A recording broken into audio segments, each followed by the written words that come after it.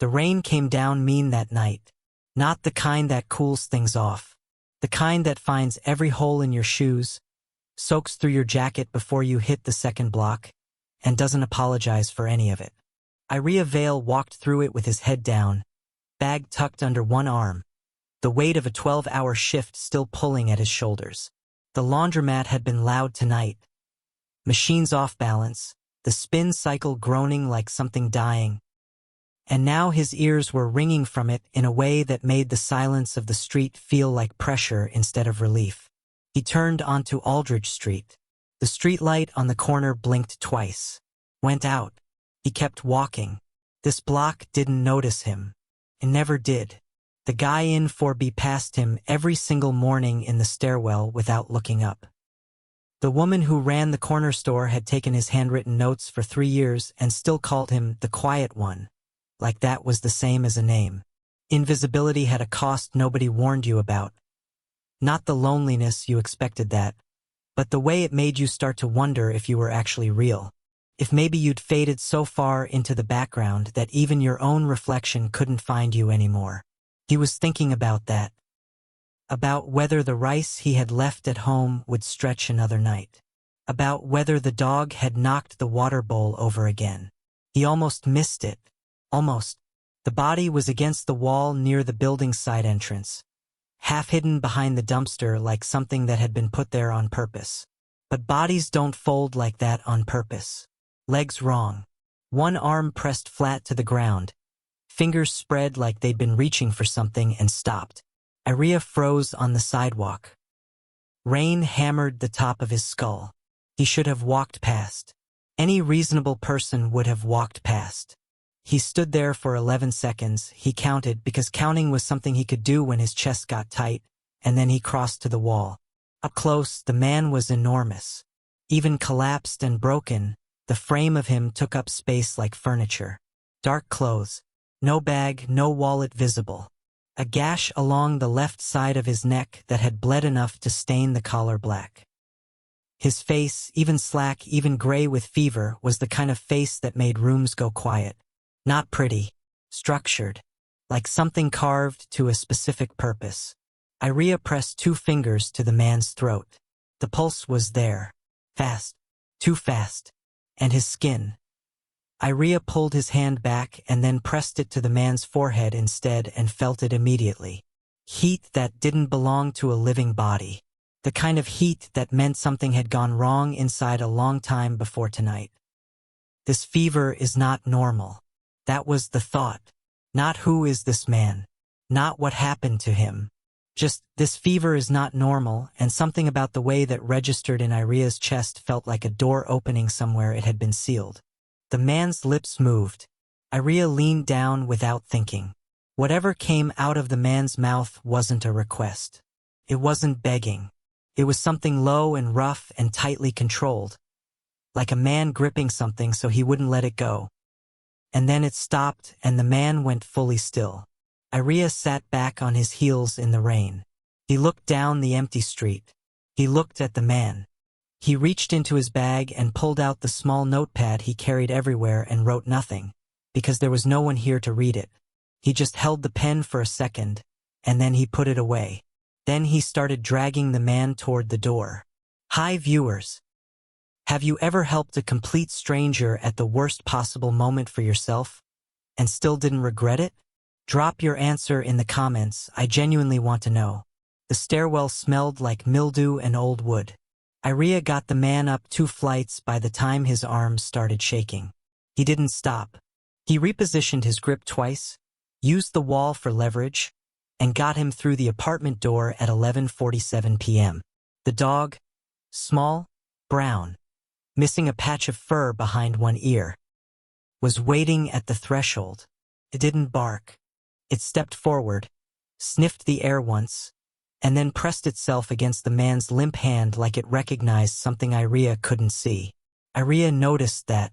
He noticed it and set it aside because there were more pressing problems. He got the man to the bathroom floor, the only place with tile, the only place where the heat made sense. He checked the wound at the neck. Deep but clean-edged, not torn. That mattered. He didn't know exactly why yet. He just knew that there were ways a body got hurt by accident and ways a body got hurt by design, and this looked like the second one. His hands shook twice while he worked. He breathed through it. The man didn't wake. But somewhere in the city, a black vehicle with tinted windows rolled slowly past the building and stopped at the far end of the block. It didn't leave. The engine stayed running, and the rain kept falling, indifferent to all of it. Iria spent his last $23 before sunrise. The 24-hour pharmacy on Delmont was 12 minutes away on foot, and he made the walk with his hood up and the rain still going, moving through the kind of quiet that sits on a city at 2 a.m. like a held breath. He bought gauze, antiseptic, ibuprofen, and an instant cold pack that he knew wouldn't be enough. He stood at the register and counted out exact change while the cashier stared at the wall above his head. And then he walked back. He didn't write a note about why he did it. There wasn't a reason that translated neatly into words. Back in the apartment, the bathroom had already built its own weather. Steam from the small space heater he'd aimed at the floor, moisture clinging to the mirror, the air thick and close. Iria moved in it like he'd grown up working in it, which he had. He pressed the ibuprofen between the man's lips with water coaxed carefully, tipping the cup slow, monitoring the swallow reflex, waiting. The man's body processed it without waking. Iria worked through the night. He cleaned the neck wound in sections, each pass with the antiseptic gauze careful and deliberate. There were other marks, older ones, healed and smooth, along the man's collarbone, the inside of his left forearm. They weren't from accidents. They had geometry to them, a pattern that spoke of repetition rather than chance. Iria studied them longer than he should have. Then he looked away and kept working. He wrote a note at 3 a.m. and set it on the edge of the sink. Said, "Your fever broke slightly. Drink when you can. I'm not going to hurt you." He wasn't sure the man could read. He wasn't sure the man would believe it. He left it anyway, because writing things down was the only way Iria had ever been able to say them, and some things needed to be said even into an empty room. The dog stayed close. That was the detail that kept pressing at the edges of Iria's attention. The dog, who had taken 3 full weeks to stop flinching every time Iria reached for him, who still occasionally trembled at loud sounds from the floor above, had positioned himself against the man's side and refused to move. Not agitated, not protective in a growling, guarding way, just present. The way he was present with Iria after a bad shift. Like he'd decided something. Animals knew things. Iria had always believed that. He changed the man's shirt using an old one from the back of his closet. Too small across the shoulders, which made something almost like a laugh move through Iria's chest and then go quiet. He worked carefully, never pulled at the wounds. The man's body was rigid even in unconsciousness, every muscle holding a tension that didn't fully release, like some deep-wired part of him was still making decisions even while the rest of him was down. He never touched Iria. Not once. Even twice when he shifted, that big frame going rigid and rolling slightly. His hand stayed flat, controlled, landing nowhere near Iria's body. Iria registered that, filed it somewhere important. By morning the fever had come down 2 degrees. Iria sat on the edge of the tub with his knees against his chest and looked at the man's face and thought about how much a person could not know about someone and still feel responsible for them. That was the feeling. Responsibility. Not fear. Not fascination. Just, this person is in my care, and care is something I know how to do. He wrote another note and left it next to the first one. This one said, "The dog likes you. He doesn't like most people." He didn't know why he added that. He left it anyway.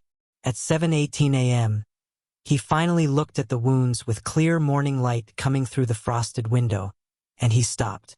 The cuts along the man's forearm, the older, healed ones, he'd dismissed those. But the neck wound, and 2 others he'd found while working through the night under his lower ribs, partially hidden, they were too even, too measured. These weren't from a street fight. They weren't from a fall. These were made by someone who knew exactly what they were doing. Someone trained. Someone who had done it before. Iria pressed his hand flat to the floor. He breathed through his nose. He looked at the door of his apartment and then back at the man, and then at the dog who raised his head and looked at him like he already knew. From outside, down at street level, a sound rose that didn't belong to morning traffic. Slow tires. No radio. An engine idling. The same vehicle from the night before had never left. The door came off the frame in one hit. Not kicked. That was the thing that registered first in Iria's body before his mind caught up. It wasn't kicked. It was pushed, steadily and with calculated force, the wood splitting at the lock and swinging open without drama. Like whoever was on the other side had done this enough times that breaking into a place was just a logistical step. 3 men moved through first, dark clothes, no visible weapons, but the way their hands were positioned said the weapons existed. The way they scanned the room said they'd been trained to clear spaces before their eyes fully adjusted to the light. Iria didn't move. He was standing in the bathroom doorway. The dog pressed against his shin. Then the 4th man walked in. He didn't rush. He didn't scan. He walked into the apartment the way water moves into a low place. Not in a hurry, because it's already decided. He was tall. Not in a way that made you look up, in a way that made the ceiling feel lower.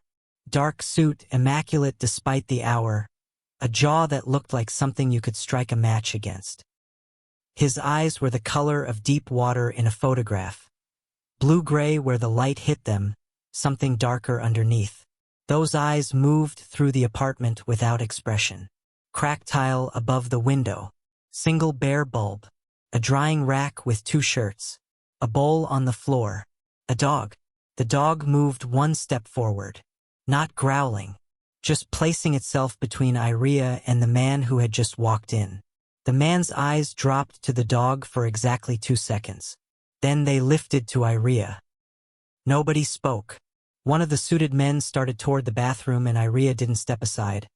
He didn't consciously decide to hold his ground, his body just didn't move, and the lead man raised 2 fingers without looking away from Iria and the suited man stopped. Silence. The kind that has weight to it. Iria held the man's gaze because looking away felt like something he couldn't afford right now, and he watched the way the man's eyes moved. Not with anger, not with threat. With assessment. The kind of looking that isn't emotional. The kind that catalogs. He was being read like a document. The man took 3 slow steps across the apartment. He stopped at the bathroom doorway and looked past Iria at the figure on the bathroom floor. The gauze, the folded cloth under the man's head, the 2 handwritten notes on the edge of the sink. He looked at those notes for a long time. Then he looked at Iria again. Something in his face shifted, almost too small to catch. Like a calculation running and landing somewhere he didn't expect. Out, he said, not to Iria. His men moved without a sound and were gone in 8 seconds. The broken door left hanging at an angle. Just the 2 of them and the dog and the man on the floor and the steam still thick in the small space.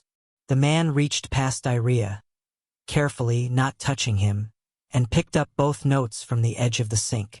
He read them, both of them. He set them back down in the exact order he'd found them. His jaw worked once. He looked at the dog, who had followed and was now sitting directly on Iria's left foot. "How long?" he asked. Iria reached into his pocket and produced the notepad. He wrote, "Since last night, around midnight. He had a fever of 104 when I found him." He held it out. The man took it, read it, handed it back. His expression didn't change, but he looked at the man on the floor with something that had an edge to it. Not softness, exactly. More like the way metal bends just before it breaks. Controlled, precise, but not empty. "You spent money," the man said. It wasn't a question. Iria wrote, he needed it. The man read it and said nothing. He crouched beside the unconscious man on the floor and checked his pulse himself, 2 fingers to the throat, and stayed there for a moment with his head tilted slightly like he was counting. Then he stood back up. He looked at Iria, and for the first time there was something in that look that wasn't pure assessment. He had registered that Iria was Omega.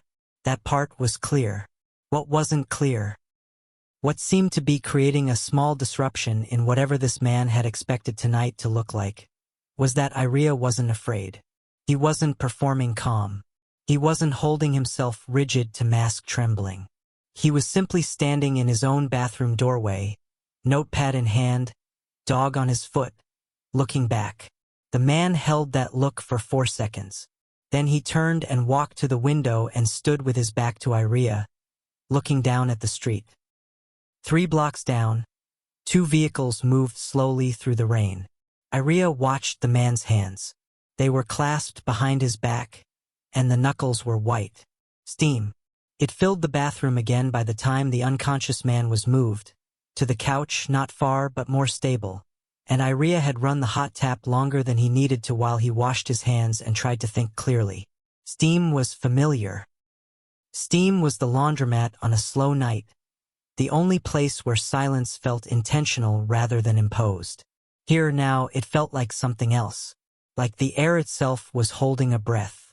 He heard the man, Kalen. He'd said his name once, flat and without explanation, the way people say things they assume you already know. He heard him moving quietly in the other room. Not pacing. Deliberate movement, stopping, assessing. The sound of someone who owned rooms before he walked into them. Iria dried his hands. He stood at the bathroom mirror and looked at himself for a moment. Dark circles. Still in his work clothes, hair damp from the rain that had soaked through 6 hours ago. He looked exactly like what he was. Someone who had not slept. Someone who had used up his last safety net before sunrise and didn't regret it but was beginning to feel the weight of that now. He turned off the tap. Walked back out. Kalen was standing at the window again, jacket off now, sleeves rolled to the forearm. The light in the apartment was still the single bare bulb, and it made shadows out of the angles of his face. He turned when Iria came in. "You need to eat something," he said. Iria blinked. He wrote, "I'm fine." Kalen read the note and looked up and said, without changing his tone, "That's not what I said." There was a silence that had friction to it. Iria wrote, "There's rice. I was going to heat it." Kalen didn't respond to that. He moved to the bathroom doorway and stood there, looking at the space. The steam still present, the tiles, the small heater still running. He stood with one hand on the doorframe and said nothing for long enough that Iria started to wonder if he was doing a calculation or a memory. Then he said it. Quiet. Low. The kind of low that wasn't designed to carry, it was designed to land in one specific place. "Shower with me." Iria went absolutely still.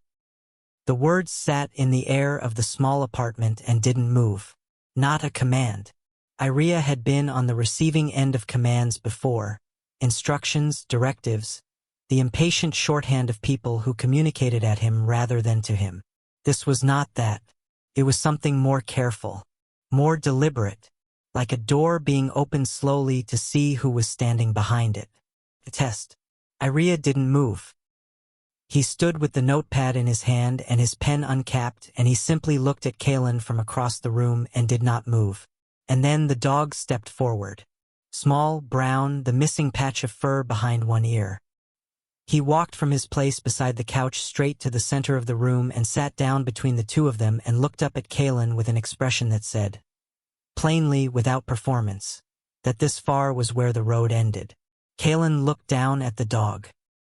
The dog didn't blink. Something shifted in Kalen's face. Not amusement. The opposite of amusement. Like something had caught him off guard in a way that amusement couldn't hold. Like a man who had built every room in his life to spec and had just found one element he hadn't accounted for.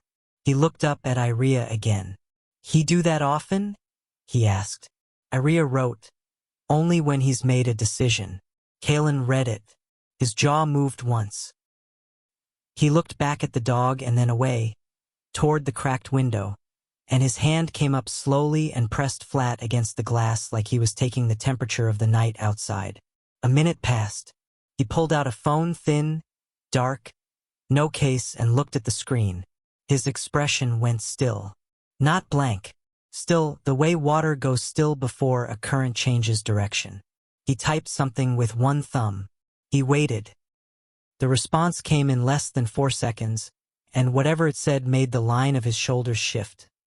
Not tense, past tense. Into something carved and fixed. He put the phone away. He looked at Iria.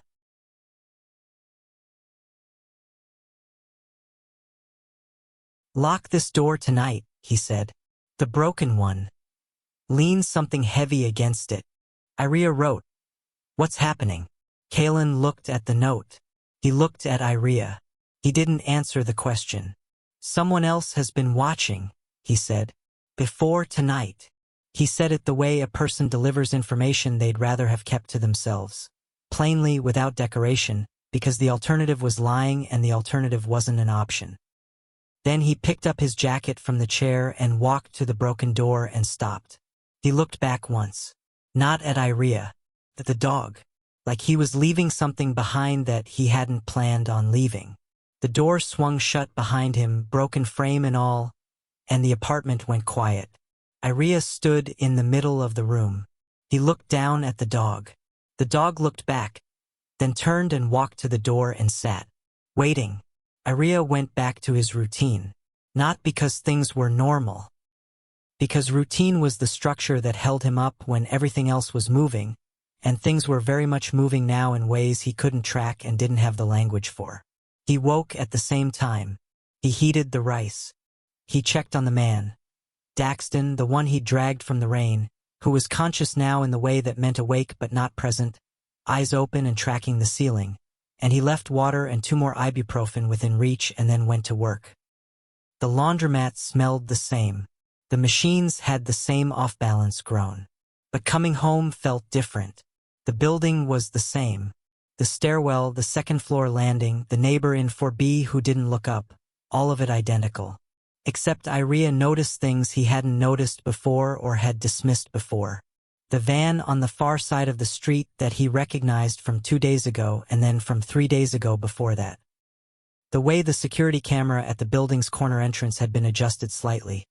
He'd walked past that camera every single day for 2 years and the angle had been fixed, and now it was tilted 2 degrees down. Someone had touched it. Someone had touched it and wasn't the landlord. He went upstairs and wrote it all down. Not to anyone in particular. He'd been writing things down his entire life with no one to receive them. He wrote the van, the camera, the feeling of being tracked across a sidewalk he'd walked so many times it should have been invisible. He wrote it in the small notepad and left it on the kitchen table and then stood there looking at it for a moment. The dog nosed his hand. He scratched behind the good ear. Then someone knocked. For knocks. Not the hesitant kind, not the impatient kind, measured and even, with a gap between the second and third that was exactly deliberate. Iria looked at the dog. The dog's ears went straight up. He opened the door. Not Kalen. A woman, late 30s, dark suit, no jewelry, the kind of expression that had been trained out of warmth and not recently. She held nothing in her hands.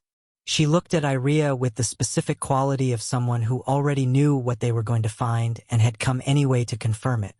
"You're alone in there?" she said. Iria looked at her. He reached into his pocket for his notepad. She said, "I'm not here to hurt you. I only need 10 seconds. She didn't get them, because the dog stepped to the threshold and went still. Not the sitting down stillness he'd shown with Kalen, not a decision but a warning. And a sound came from him that Iria had never heard before in the months they'd shared this apartment. Low, sustained.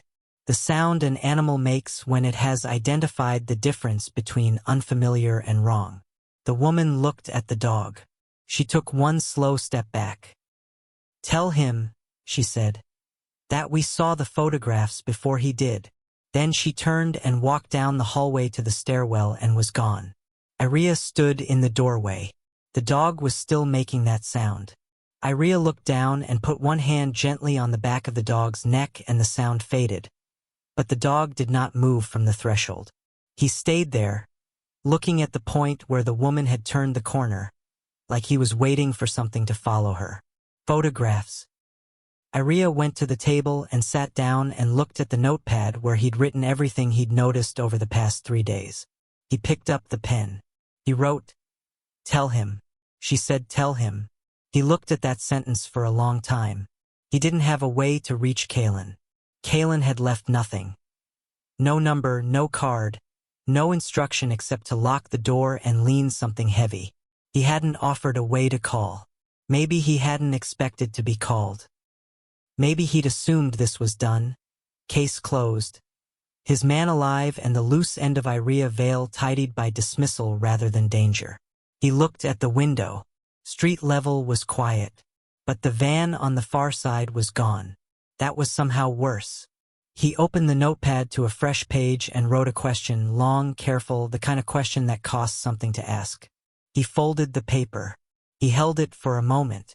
Then he put it in his pocket. He wouldn't give it to Kaylin. Not yet. Maybe not ever. Some questions were safer folded up and carried than sent. Outside, somewhere 2 streets over, a phone buzzed once in a pocket Iria couldn't see. In a room Iria didn't know, and Kaylin picked it up and read a message that had 4 words in it. 4 words that made him put his glass down, and stand up, and tell his men to get the car. Somewhere in the city, a photograph of Iria Vale was being passed between people who had never met him and did not intend to. And none of them were asking his name. They already knew it. Kaylin came back at 9. No knock. The broken door had been replaced. Iria hadn't done it, which meant someone had come in while he was at work, measured the frame, cut a new door, and installed it without leaving a note or a face. Just the door. Solid wood. New deadbolt. Key on the kitchen table. That was the first thing. The second thing was Kaylin himself, standing in the doorway like he'd never left, except his jaw was tighter and his eyes had the quality of a man who had been awake for 30 hours and was running on something colder than coffee. He didn't say hello. He walked past Iria to the window and checked the street, and then turned around and said, "There are 2 people on this block who don't belong here. They've been on rotation since yesterday morning." Iria stood with his arms at his sides. He wrote, "I know. I noticed the van 3 days ago." Kaylin read it and looked up. "You didn't run," he said. It wasn't exactly a question. It had the shape of a question but the weight of something else. Something that was trying to understand a person who did not behave the way people were supposed to behave when danger arrived. Iria had a lifetime of experience being misread. He recognized the look. He wrote, "Running doesn't make you safer. It just moves the problem." Kaylin read that twice. He folded the notepad back and handed it to Iria and didn't say anything for a moment. He moved to the far wall and crouched to the small box he'd brought in with him. Iria hadn't asked about it. He'd set it near the door and opened it. Compact security equipment. Motion sensors. A small camera no bigger than a thumb that he positioned against the window frame with the kind of practiced efficiency that said this was not the first apartment he'd quietly fortified. He installed 3 devices without asking permission. Iria watched him do it. He wrote, "You should have asked." Kaylin paused. He looked at the note. He looked at Iria. "You're right," he said. "I should have." That was it. No justification. No explanation of why he hadn't. Just acknowledgement, flat and clean, and then back to work. Iria had spent years around people who couldn't say those 3 words without attaching 10 more to soften them or shift the blame. Kaylin said them and moved on. That mattered. Iria stayed where he was and watched and tried not to let that matter as much as it did. When the last device was placed, Kaylin stood and looked at the apartment like he was doing a calculation. Safety here was limited. He knew that. The walls were thin and the building was old and the lock on the new door was good but not good enough for what was apparently circling outside. He said, "I'm not asking you to leave here permanently." Iria wrote, "Then what are you asking?" Kaylin looked at the note. Long pause. "I'm asking you to let me keep you alive while I finish what's in motion." He said it like the words cost him something. like he'd tried several other versions of the sentence and discarded all of them and landed on this one because it was the only one he could say without it becoming something else. Iria held the notepad. He held it for a long time. He wrote, "Safety isn't free. I've learned that. What does this cost me?" Kalen read it. He looked up at Iria and something in his face went through a change that was too fast to name. Not pain, past pain. Something that had already been processed and packed away but hadn't fully stayed where he put it. "Nothing," he said. "That's not negotiable." He said it quietly. Then he walked to the door and stopped with his hand on the frame. He didn't turn around. "If I leave again," he said, "it will be because I'm ending something." He meant it as information. Iria received it as a warning. And somewhere 3 blocks west, at 9:46 p.m., a single shot echoed off the buildings and was swallowed by city noise before anyone outside that street had time to register it. The dog flinched. Iria did not. He stood at his kitchen table and looked at the new door and the new lock and the small camera at the window and thought about what it meant to let someone rearrange your world without asking. And what it meant when that same person, given the chance, said you were right and meant it. Gunfire, 3 blocks away. And Kalen was already gone. Iria didn't see it happen. That was the part that stayed with him afterward.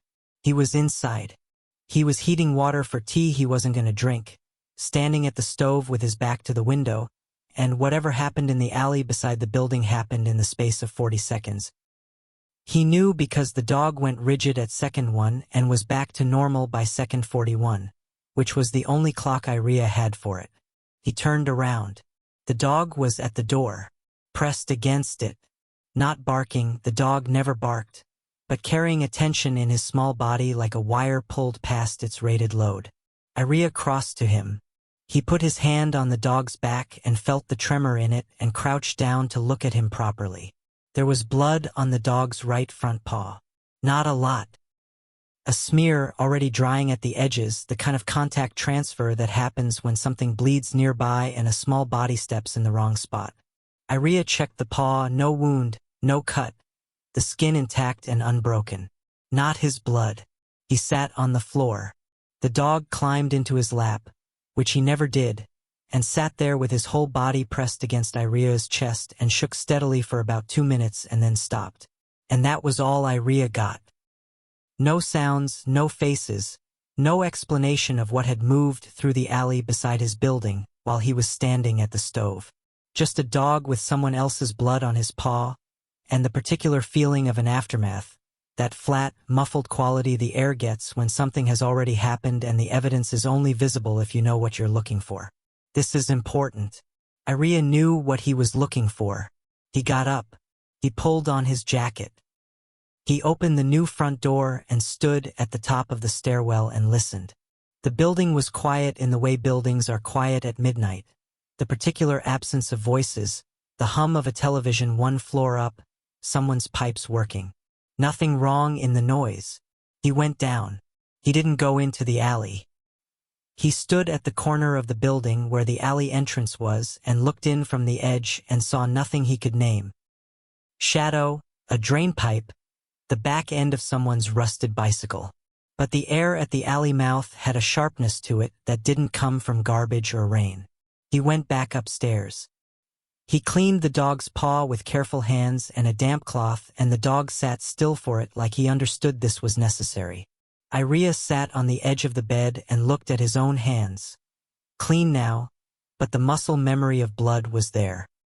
The way it had felt on his palms that first night, cleaning the man they'd sent Kalen to find.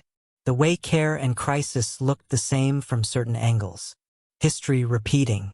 That was the phrase that moved through him. Not with dread, with recognition. Like a pattern that had been there long enough to have a shape. He picked up his notepad. He didn't write anything. He just held it. Then his phone, the old one, crack screen that he used only for the laundromat scheduling, buzzed with a text from a number he didn't have saved. It said, "Don't open the door tonight unless it's me." No name. He knew anyway. He wrote back on a piece of paper he would never send. How do I know the difference between you and someone pretending to be you? He folded it. He thought about Kalen somewhere in this city right now, doing whatever it was that men like Kalen did when the careful distance snapped and the control part stopped being enough. Losing control somewhere Iria couldn't see, choosing to lose it elsewhere. That choice, deliberate, was the detail that sat with Iria the longest. Not the gunfire, not the blood. The choice to be something else in a different room so that this room could stay what it was. The dog settled against his side. Outside, the city made its noise. And somewhere Iria had not been and would not be told about, Kalen Rourke stood over something he had finished and understood with complete clarity that the only place left with any safety in it was a place he didn't own and hadn't built. A thin-walled apartment. A broken man they'd put back together. A dog that didn't bark. And an Omega who looked back without flinching. That was the only safe place left. And the only way to protect it was to bring Iria somewhere it couldn't be reached. Kalen came at dawn. Not rushing. Not with the driven urgency of the night before. The compressed energy of a man running on necessity. He came quietly the way the light came, gradually and then all at once. Iria heard the door. The new one, the solid one. And he was already awake, sitting at the table with his notepad and a cup of water that had gone cold an hour ago. He looked up. Kalen looked like a man who had slept 4 hours in the last 3 days and was not going to mention it. He sat down across the table. He didn't circle it, didn't stand at the window or position himself near the exit. He pulled out the chair and sat down like a person who had decided something and was done with all the movement that came before deciding. He said, "I want you to come with me." Iria looked at him. "Not permanently," Kalen said, "until the threat is removed. There are 2 people who were tracking you, the woman who came to your door and one other. The other one is handled. The woman is still active." He put something on the table. A single folded piece of paper. "This is a location. A house outside the city. Staff who don't ask questions. A room that locks from the inside and you keep the only key. No one enters without your written permission." He said it plainly. Iria looked at the paper. He didn't pick it up. He reached for his notepad and wrote, slowly and without rushing, "Protection isn't safety if it erases me." He turned it and slid it across the table. Kalen read it. He read it twice. He didn't argue. He didn't reframe. He sat with the sentence like it was a weight he'd agreed to carry and was deciding how to hold it properly. "Tell me what would erase you," he said. Not a challenge. A question. The kind that required the person asking to actually wait for the answer. Iria looked at him. He wrote, "A place I didn't choose. Rules I didn't agree to. Being managed instead of heard. Becoming someone's problem to solve instead of a person." He slid it across. Kalen read every word. He was quiet for a long time. "All right," he said finally. Iria looked up. "What if you chose the location?" Kalen said. "What if you wrote the rules? What if every decision about that space was yours and I had access to it only when you opened the door?" Iria studied him. He wrote, "Why would someone like you agree to that?" Kalen read it. He looked at the table for a moment. Not avoiding the question, just arriving at the honest answer instead of the convenient one. "Because someone like me has spent a long time taking up space in rooms without asking," he said. "And you've spent a long time being in rooms where you weren't seen." Pause. "That's not a dynamic I'm willing to repeat." Iria sat with that. The dog had come to the table and was sitting beside Kalen's chair, which was the 3rd time he'd done that now. Chosen that position, that proximity, and Iria had stopped being surprised by it and started wondering what the dog understood that he hadn't articulated yet. He pulled the notepad back. He wrote for longer this time. Then he folded the paper once. He looked at Kalen. He held it out. Kalen took it. He opened it. He read it. He didn't speak for a full 30 seconds. Then he looked up and said, "Can I ask you something instead of answering this?" Iria tilted his head. Kalen leaned forward slightly, elbows on the table. Not crowding the space, just reducing the distance. And he said, "Why did you help him? That first night. You didn't know what he was. You had nothing to gain. Why?" Iria looked at him for a long moment. He picked up the pen. He wrote one line. He turned it. Kalen read it. The answer was, because he needed it. That's enough of a reason.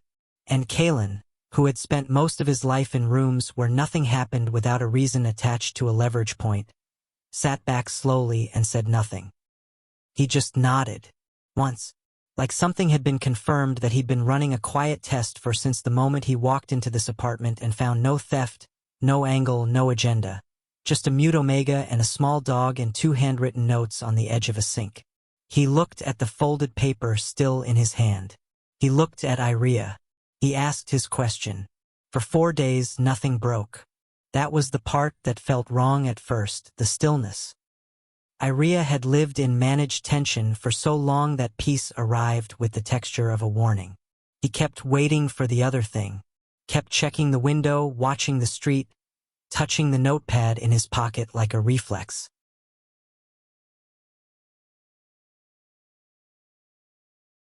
But the street stayed clean, and Kalen stayed. Not constantly. He had a world that needed him in ways Iria didn't ask about and Kalen didn't explain. But he came back each night and sometimes in the morning, and he moved through the apartment with the consideration of someone who understood they were a guest. Not performing it, just doing it the way some people know how to exist in a space without filling all of it. They built a routine. Small, quiet. The kind that doesn't get named while it's happening. Mornings. Iria heated water. Kalen sat at the table and worked through messages on his phone with the focus of a man managing a complex machine. The dog positioned himself between them, rotating his attention like a slow satellite. Iria wrote notes sometimes, not always for Kalen, sometimes just because writing was thinking, and Kalen read them when offered and did not read them when they were clearly not meant for him. That boundary, respected without being stated, that mattered more than Iria expected.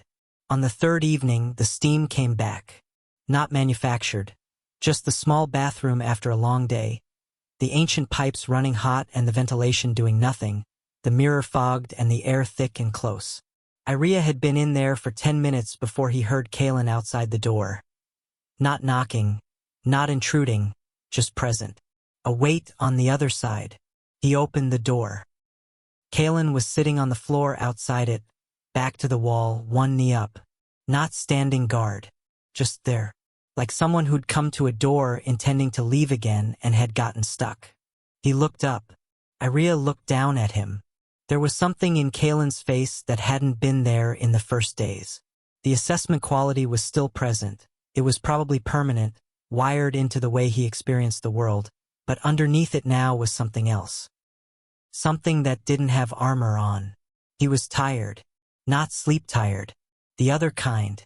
Iria sat down on the floor beside him. Just that. No notes.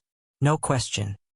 He sat down and the dog came and arranged himself across both their laps like that was always the plan, and the steam drifted out through the open bathroom door and the light in the hall flickered once and then held. They sat like that for a while. Kalen said at some point, "I used to think quiet was empty." Iria looked at him. "Grew up in rooms that were always loud," Kalen said. "Noise meant control. Silence meant something had gone wrong." He looked at the dog. "This is the first quiet that doesn't feel like a warning."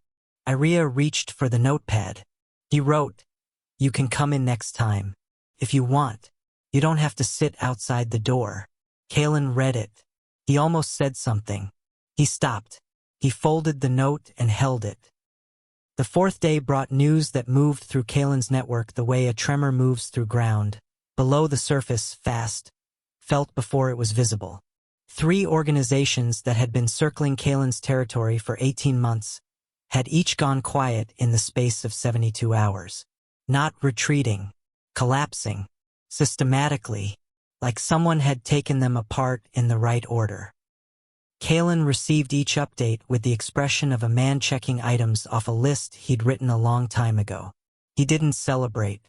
He didn't explain. He sat at Iria's kitchen table and worked through the information, and then set his phone down and looked at the window. Iria watched him. He wrote, "It's almost over." Kalen looked at the note. He looked at Iria. "Almost," he said. He almost asked him to stay. Iria saw it, saw the moment the question formed and moved toward the surface and then stopped. Held back. Not from coldness, not from calculation. From something that looked a lot like the same thing Iria had felt on that first night, crouching in the rain beside a stranger. The recognition of a cost you were willing to pay but hadn't fully counted yet. Kalen stood up. He said, "I need to finish one thing." Iria nodded. Kalen looked at him for a moment longer than leaving required. Then he walked out. And Iria sat at the table and looked at the window and let himself feel the exact shape of the space Kalen left behind. Not empty, not absent, but present in a new way. The way a room feels different when someone has been in it. Outside, the city reported what it had been holding back. 3 names. 3 organizations. Each one connected to the photograph that had been circulating. Each one no longer a problem. Kalen had been ending things for 18 months. This was the last one. Iria didn't know that yet, but the dog went to the door and sat. And waited. Kalen came back the next morning. He came the way he always came. No announcement, no ceremony, just the sound of the key in the lock and then the door and then his footsteps, which Iria had learned to distinguish from every other sound the building made. There was a weight to them. Deliberate. Even. He looked different. Not wounded. Not relieved. Something in between. The particular look of a man who has finished something he started a long time ago and is now standing in the space where the work used to be, figuring out what belongs there now. He said, "It's done." Iria looked up from the table. Kalen set a single item down, a photograph printed on plain paper. The one that had been circulating. Iria's face on it, taken from a street camera angle, the kind of image someone takes when they want to locate a person rather than know them. Kalen put his hand flat on top of it. "No one else has a copy," he said. Iria looked at the paper under Kalen's hand. He looked at Kalen. He wrote, "Is that the truth or what you need me to believe so I'll stop worrying?" Kalen read it. For a fraction of a second, the corner of his mouth moved. "Both," he said, "but mostly the first one." He pulled out the chair across from Iria and sat down, and for a moment neither of them said anything or wrote anything, and the apartment held its quiet the way it always did, without apology, without effort. Then Kalen said, "I'm leaving this afternoon." Iria's pen was in his hand. He didn't move it yet. "The threat is handled. You're not in immediate danger. The surveillance is staying active for 30 days. Passive, nothing that affects your daily life. And then it comes down if nothing flags." He said it like a briefing. Iria wrote, "That's not why you came back this morning." Kalen read it. He set it down. He was quiet for a moment. "No," he said, "it's not." Pause. "I came back because," he stopped. Started again. "I don't have good language for things that aren't transactional. I was told that once, and I didn't believe it at the time." He looked at the table. "I believe it now." Iria held his pen. He wrote slowly. "You don't have to have language for it." Kalen read it. He looked up. Iria wrote, "Some things don't need to be said to be real." Kalen sat with that. The dog had come to Kalen's side of the table. He'd been doing that all morning, circling and returning, more unsettled than he'd been in days. Now he put both front paws on Kalen's knee and looked up at him with the specific expression of an animal that has decided something and is waiting for the human to catch up. Kalen put one hand on the dog. He stayed there for a moment. Then he stood. He picked up his jacket from the back of the chair and he looked at the apartment. The cracked tile, the bare bulb, the drying rack, the kitchen table that had held so many notes passed between two people learning how to hear each other in a language neither of them had been taught. He looked at Iria. He said something. Low. Quiet. Not the same words as before. Not a test this time. Iria heard them. He didn't write anything down. He just stood up from the chair, slowly, like a decision being made 1 inch at a time, and he walked to the bathroom doorway and he turned on the tap and he stood in the rising steam with his back to the room. The dog didn't follow him. The dog stayed with Kalen. Kalen stood in the middle of the apartment with his jacket in his hand and looked at the open bathroom door and the steam drifting out and the outline of Iria standing in it. And he didn't leave. Not yet. Outside, the city moved the way cities move, indifferent and constant, full of people who had no idea what was happening in a third-floor apartment on Aldridge Street. The light through the frosted window was thin and silver. Steam filled the doorway. The tap ran. Iria stepped forward, into the steam, on his own. Cut to black. If this story reached something in you tonight, the quiet strength of someone who was never seen and chose to show up anyway, then you already understand why stories like this one matter. Subscribe to this channel and turn on notifications. Every week there is a new story here. Stories about power, patience, and people who choose compassion when it costs them something. You don't want to miss what's coming next. Drop a comment below. Tell me, when was the last time someone showed up for you the way Iria showed up for a stranger in the rain? Or maybe you were the one who showed up. Either way, your story belongs in the comments. Share it. Someone reading it tonight might need it more than you know. This has been Shower with me. The next chapter of this world is coming. Stay close.